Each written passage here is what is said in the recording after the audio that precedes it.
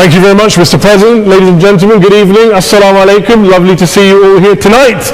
We're having a very entertaining night, are we not, with some very interesting things being said. From the other side of the house tonight, let me begin by saying, as a Muslim, as a representative of Islam, I would consider myself an ambassador for Islam, a believer in Islam, a follower of Islam and its Prophet.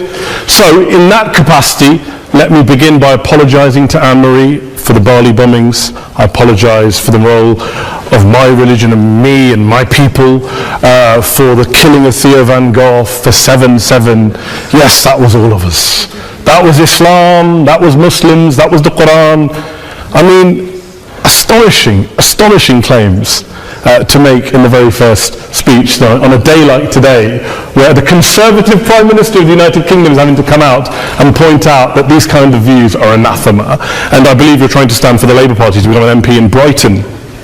If you do, and you make these comments, I'm guessing you'll have the whip withdrawn from you, but then again, UKIP's on the rise, they'll take you, the BNP, they might have something to say about your views. What Mehdi Hasan always does. By the way,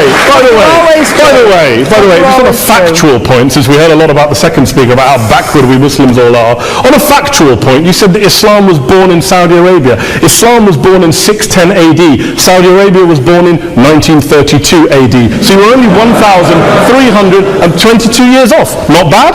Not bad start there. Talking of maths, by the way, a man named Al-Khwarizmi, who's one of the greatest mathematicians of all time, a Muslim, worked in the golden age of Islam.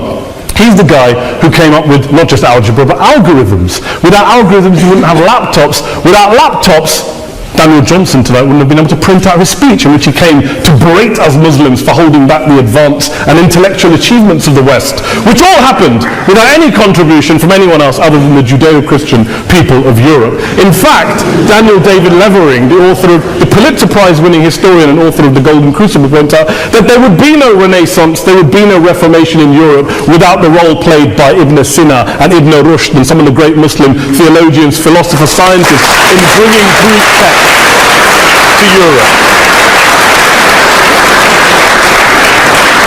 As for this being our university, I will leave that to the imagination as to who is our and who is there.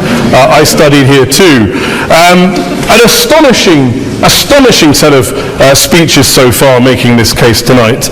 A mixture of just cherry-picked quotes, facts and figures, self-serving, selective, a farrago of distortions, misrepresentations, misinterpretations, misquotations. Daniel talked about my article in the New Statesman, which got me a lot of flack, where I talked about the anti-Semitism that is prevalent in some parts of the Muslim community, which indeed it is. Of course, I didn't say in that piece that it was caused by the religion of Islam. In fact, modern anti-Semitism in the Middle East was imported from, finish the sentence, Judeo-Christian Europe, where I believe some certain bad things happened to the Jewish people. In fact, Tom Friedman, Jewish-American columnist in the New York Times, told me in this very chamber last week that he believed, had Muslims been running Europe in the 1940s, 6 million extra Jews would still be alive today. So I'm not going to take lessons in anti-Semitism from someone who's here to defend the Judeo-Christian values of a continent that murdered 6 million Jews. Moving swiftly on. Yes. Absolutely. Well, I'm about to make that point. No, I'm about to make that point. You're right. I agree with you. I agree with you 110%. That is my point. I don't think Europe is evil or bad. I'm a very proud European. I don't want to judge Europe on that basis, but if we're going to play this gutter game where we pull out the Bali bombing and we pull out examples of anti-Semitism in the Islamic community, then of course I'm going to come back and say, well, hold on. I mean, look, let's be very clear. Daniel here was a last-minute replacement for Douglas Murray, who had to pull out.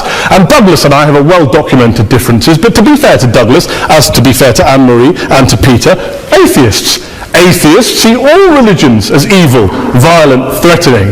What the problem I have with Daniel's speech is that Daniel comes here to write this robust defense of Christianity forgetting that his fellow Christians, people who said they were acting in the name of Jesus, gave us the Crusades, the Spanish Inquisition, the anti-Jewish pogroms, European colonialism in Africa and Asia, the Lord's Resistance Army in Uganda, not to mention countless arson and bomb attacks on abortion clinics in the United States of America to this very day. I would like a little bit of humility from Daniel first before he begins lecturing other communities and other faiths on violence, terror and intolerance. But, no thank you. Get some water. But I would say this, to address the gentleman's very valid point here, I'm not going to play that game. I don't actually believe that Christianity is a religion of violence and hate because of what the LRA does in Uganda or what Crusaders did to Jews and Muslims in Jerusalem when they took back the city in the 12th or 13th or whatever century it was. I believe that Christianity, like Islam, like pretty much every mainstream religion, is based on love and compassion and faith. I do follow a religion in which 113 out of the 114 chapters of the Quran begins by introducing the God of Islam as a God of mercy and compassion. I would not have it any other way. I don't follow a religion which introduces my God to me as a God of war, as some kind of Greek God of wrath, as a God of hate and injustice. Not at all. As Adam pointed out, you go through the Quran and you see the mercy and the love and the justice. And yes, you have verses that refer to warfare and violence. Of course it does. This is not a motion about pacifism. I'm not here to argue that Islam is a pacifistic faith. It is not. Islam allows military action, violence in certain limited contexts. And yes, a minority of Muslims do take it out of that context. But is it religious? We talked about Woolwich. Daniel and Anne-Marie have suggested that it's definitely religion that's behind all of this. Well, actually, what I find so amusing tonight is we're having a debate about Islam, and the opposition tonight have come forward. We have a graduate in law, a graduate in modern history, a graduate in chemistry, and you know, I admire all of their intellects and their abilities, but we don't have anyone who's actually an expert on Islam, a scholar of Islam, a historian of Islam, a speaker of Arabic, even a terrorism expert or a security expert or a pollster, let alone to talk about what Muslims believe or think. Instead, we have people coming here, putting forward these views, putting forward these sweeping opinions. Listen to Professor Robert Pape of the University of Chicago, one of America's leading terrorism experts, who, unlike our esteemed opposition tonight, studied every single case of suicide terrorism between 1980 and 2005, 315 cases in total. And he concluded, and I quote, "There is little connection between suicide terrorism and Islamic fundamentalism or any of the world's religions. Rather, what nearly all suicide terrorist attacks have in common is a specific secular and strategic goal to compel modern democracies to withdraw military forces from territory that the terrorists consider to be their homeland." And the irony is, when we talk about terrorism, the irony is that the opposition and the Muslim terrorists, the Al-Qaeda types, actually have one thing in common. Because they both believe that Islam is a warlike, violent religion. They both agree on that. They have everything in common. Osama bin Laden will be nodding along to everything he's heard tonight from the opposition side. He agrees with them. The problem is that mainstream Muslims don't. The majority of Muslims around the world don't. In fact, a gentleman here started quoting all sorts of polls. Gallup carried out the biggest poll of Muslims around the world, of 50,000 Muslims in 35 countries. 93% of Muslims rejected 9/11 and suicide attacks, and of the 7% who didn't, they all, when polled and focus grouped, cited political reasons for their support for violence, not religious reasons. And as for Islamic scholars and what they say, well, Daniel talks about our University of Oxford. We'll go down to Oxford's Centre for Islamic Studies, get hold of a man named Sheikh Afifi al-Akiti, who is a massively well-credentialed and well-respected Islamic scholar, who has studied across the world, who in the days after 7/7 published a fatwa denouncing terrorism in the name of Islam, calling for the protection of all non-combatants at all times, and describing suicide bombings as an innovation with no basis in Islamic law.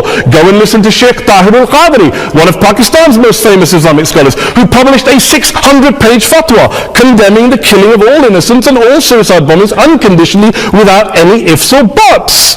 There's nothing new here. This is mainstream Islam, mainstream scholarship, which has said this for years. You don't go out and kill people willy-nilly in the high street or anywhere else, on a bus or a mall, based on verses of the Quran that you cherry-pick without any context, any understanding, any interpretation, or any commentary. Point of information. Please. What about exposing women, for example, in subsidised... Well, it's doesn't happen apparently. I didn't say it doesn't happen at all. I never said it didn't happen. I don't blame Islam. Yes, it's a very good point. And a lot of us are campaigning against that. And we're campaigning against it in the name of Islam. We're campaigning against it in the name of various interpretations of Islam. Anne-Marie comes and scares us with her talk of Sharia law. I would like to see the book of Sharia law. It doesn't exist. People argue over what Sharia law is. And you empower the extremists by saying there is only one version. You empower them all. I don't believe you for getting interruptions, Anne-Marie, so I think you should stay there for a moment. Several countries. Here's what we're dealing with. Here's what we're dealing with. We are dealing, I took your point. Here we are dealing with a 1400-year-old global religion followed by 1.6 billion people in every corner of the world, a quarter of humanity, of all backgrounds, cultures, ethnicities, and yet the opposition tonight wants to generalize, stereotype, smear in order to desperately win this debate. And here's my question, if we're going to generalize and smear. If, okay, people say yesterday's bombers, and we've got to be careful, there's a trial going on, were yesterday's attackers, motivated by Islam? Big debate. I don't believe they were. Let's say they were. Let's say Faisal Shahzad, the Times Square bomber, was motivated by Islam. Let's assume, for sake of argument, that Richard Reeves, the shoe bomber, was motivated by Islam. If Islam is responsible for these killings, if Islam is what is motivating these people, and Islam is therefore not a religion of peace or religion of war, then ask yourself this question: why aren't the rest of us doing it? Why is it such a tiny minority of Muslims are interpreting their religion in the way that the opposition claim they are? Let's assume there are 16,000 suicide bombers in the world. There aren't. Let's assume there are for the sake of argument. That's 0.001% of the Muslim population globally.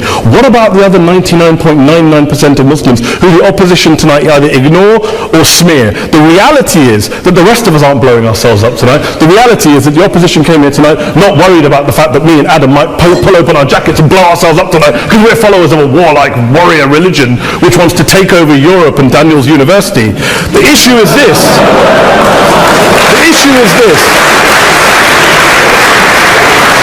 Unless the opposition can tell us tonight, and Peter Atkins is here, one of our great atheist intellectuals, can tell us tonight, they can answer this question tonight: why don't the vast majority of Muslims around the world behave as violently and aggressively as a tiny minority of politically motivated extremists? Then they might as well give up and stop pretending they have anything relevant to say about Islam or Muslims as a whole. Ladies and gentlemen, let me just say this to you. Think about what the opposite of this motion is.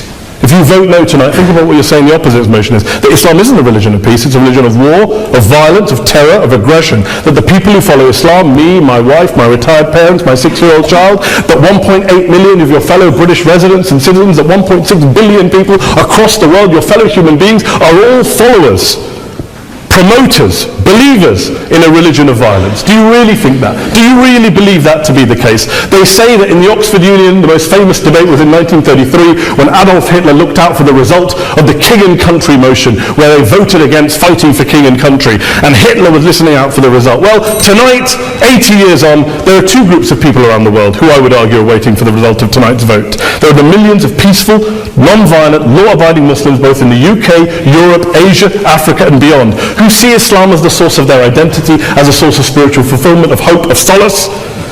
And there are the phobes, the haters, the bigots out there who want to push the clash of civilizations, who want to divide all of us into them and us and ours and their.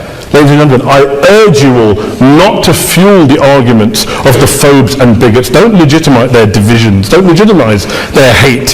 Trust those Muslims who you know, who you've met, who you hear, who don't believe in violence, who do want you to hear the peaceful message of the Quran as they believe it to be taught to the majority of Muslims, the Islam of peace and compassion and mercy, the Islam of the Quran, not of Al-Qaeda. Ladies and gentlemen, I beg to propose this motion to the House. I urge you to vote yes tonight. Thank you very much for your time.